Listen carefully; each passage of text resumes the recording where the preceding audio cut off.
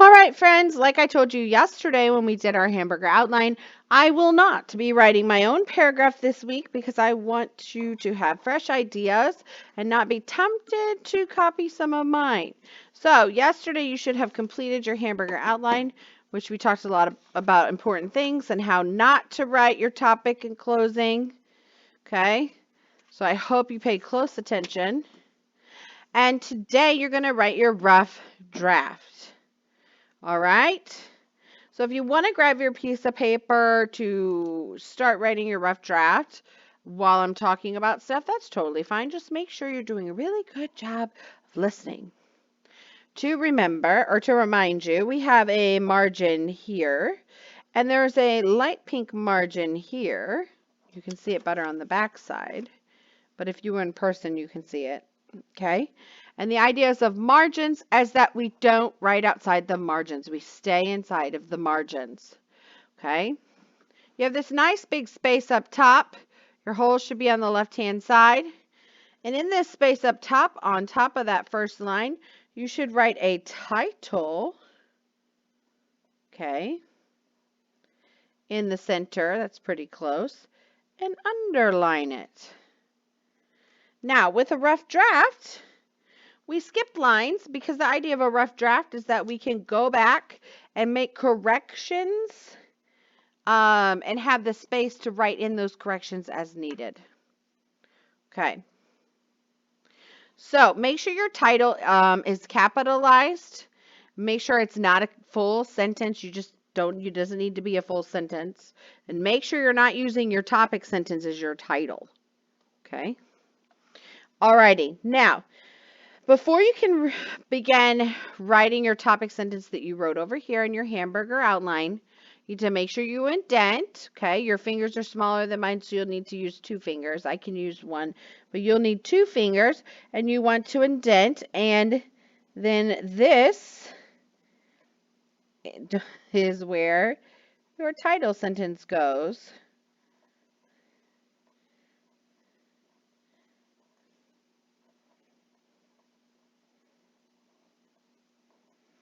Now I've hit my margin, it's right here, so I'm going to the next line. I'm skipping a line because this is a rough draft. But remember, I only indent the first line of a new paragraph, so all my other lines go all the way to the margin. So that's where your title sentence goes. All right, you with me so far? Remember, I'm not writing a real paragraph. I'm just showing you and reminding you of what's expected of your paragraph. So next, we just move down our hamburger outline. We have detail number 1. We need to write our transition word, and this is so important. Do not go to a new line. You start every new sentence where the last sentence ended. So I'm going to write my transition word and then a comma. Okay? And then you will then you will write your first detail sentence.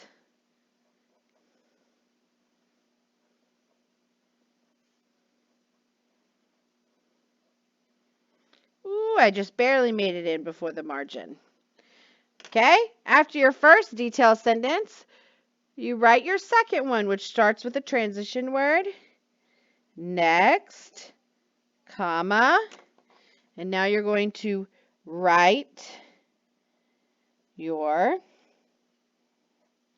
second detail sentence. Period. Now, I have a little bit of room, but not enough room for a word. So I have to go to the next line to write my third detail sentence, which begins with the transition word and a comma. And then I'm going to write the third detail sentence.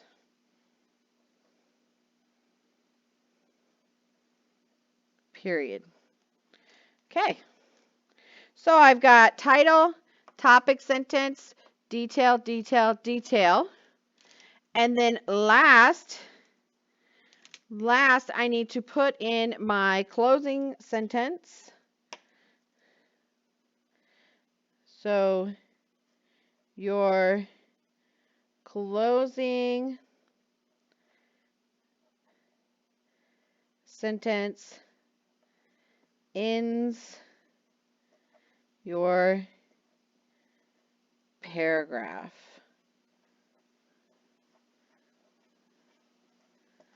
Okay. It's very important to make sure that you capitalize each sentence, the beginning of each sentence, and you put a period at the end of each sentence. You have a comma after transition words, and if you have any proper nouns within your sentences, those need to be capitalized. Now I'm going to pull up one of my old paragraphs, and we're going to use it as a reminder. So here's my snow day. This is kind of what yours should look like when you're done. I have my title centered and underlined and capitalized, snow day. I indented, and then I started with my topic sentence. Sometimes when a lot of snow falls, school is canceled and we have a snow day. Then I went into my details. You can see clearly I have my 3 transition words with commas.